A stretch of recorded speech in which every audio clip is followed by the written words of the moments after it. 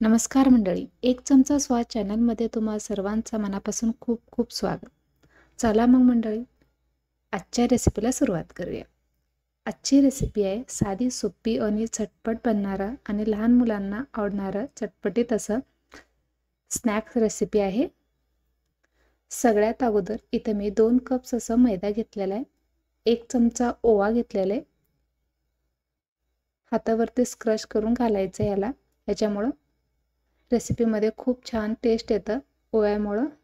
आणि 1 चुटकी असं सोडा वापरले. चवीनुसार मीठ आणि 2 टेबलस्पून असं तेल वापरलेलं आहे. आता हे सगळं जिन्नस एकत्र करून साधारण 5 मिनिट असं ह्या पिठाला, कोरड्या पिठाला चोळून घ्यायचं. दोन्ही हाताने छानसं हलकं होईपर्यंत थोडंसं असंच दोन्ही हाताने चोळून घ्यायचं. यामुळं ना रेसिपीमध्ये जे बनवणार आहे त्याला खुसखुशीतपणा आणि एकदम चव छान येतं.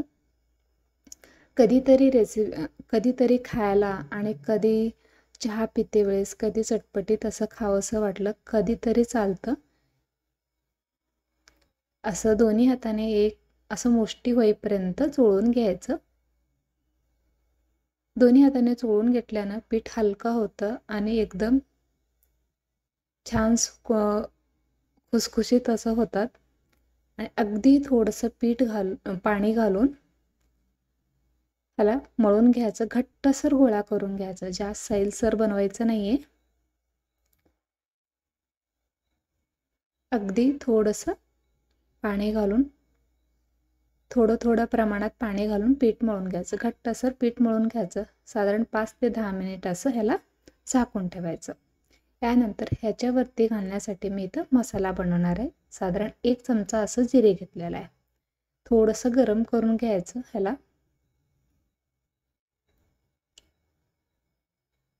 आणि साधारण 8 ते 10 मिरे घेतलेला आहे.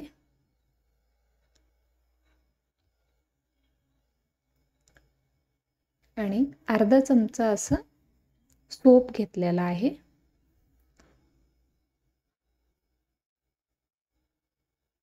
आता हे सगळं थोडंसं गरम करून घ्यायचं आणि मिक्सरच्या भांडीमध्ये काढून घ्यायचं. आता ह्याला मिक्सरमधनं फिरवून घ्यायचं.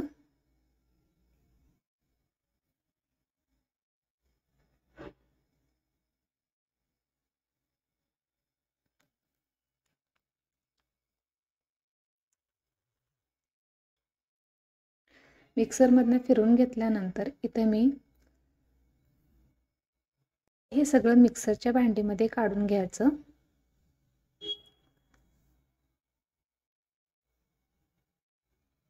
काढून घेतल्यानंतर अर्धा चमचा असा चाट मसाला, अर्धा चमचा आमचूर पावडर आणि अगदी थोडंसं काळं मीठ आणि चवीनुसार थोडंसं जे नेहमी वापरतो ते मीठ आणि थोडंसं लाल तिखट.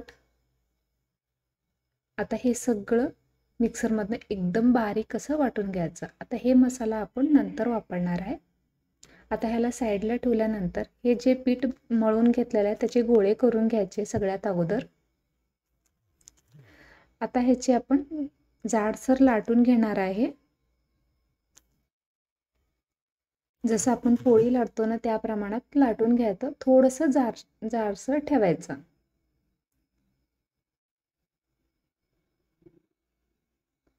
आणि जी औषधाची झाकण्याची डब्बी असते ना त्या झाकण्यानं जसं काजूचा आकार दिलेला आहे मी त्या प्रमाणात कट करून घ्यायचं.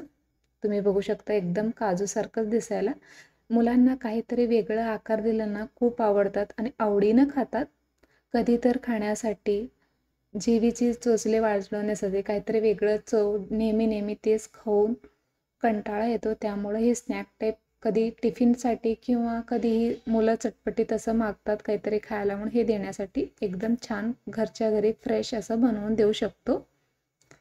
काजूचं जसं पोळी लाटतो ना त्या प्रमाणात लाटायचं. कोणतंही झाकण औषधाच्या बाटलीचं मी इथं MLच्या आकाराचं ते जे औषध देतो ना लहान मुलांना त्याचं ना कट करून घेतलेलं आहे. काजूच्या आकाराचं कट करून घेतलं आहे. आणि अगदी तेल तापल्यानंतर तळून घ्यायचं. अगदी गॅस बारीक करून ठेवायचं.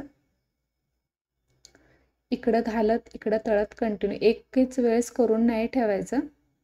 तुम्ही बघू शकता जाड, खूप जास्त पातळही नाही, खूप जास्त जाडसर बी नाही, नको त्या प्रमाणात लाटून घ्यायचं. आणि जाडसर लाटून घेतल्यानंतर तसंच इकडं तेल तळल्यानंतर तुम्ही जास्त लालसरही होऊ द्यायचं नाही, नाहीतर कडकपणा होतो, खुसखुशीतपणा येत नाही. थोडंसं लालसर झालं ना मग काढून घ्यायचं. एकदम जास्त गॅस मोठंही नाही ठेवायचं, बारीक गॅसवरती तळून घ्यायचं. आता इथं मी आणखीन एक लाटे लाटले आणि अशा प्रकारे ह्याचा शेप देऊन कट करत आहे, काजूचा शेप देऊन.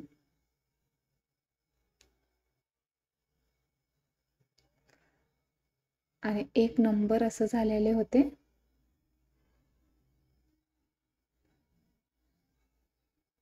असंच करून सगळे एक एक लाटायची, एक लाटायची, एक घालायची, असं तळून घ्यायचं.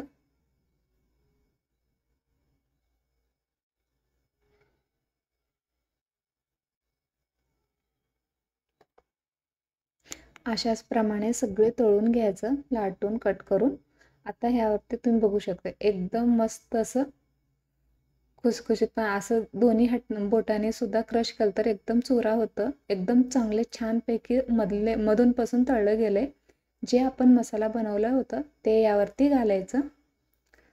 असंच खा म्हटलं तर खात नाहीत मुलं, त्यामुळं हे मसाला चटपटी कसं एकदम टेस्ट वाढवणार आहे ह्या रेसिपीसाठी. तुम्ही नक्की करून बघा. तुम्हाला आवडला असेल तर चॅनलला सबस्क्राईब करायला विसरू नका. मग पुन्हा भेटू पुढच्या व्हिडिओमध्ये. तोपर्यंत खात राहा, हसत राहा आणि बघत राहा एक चमचा स्वाद.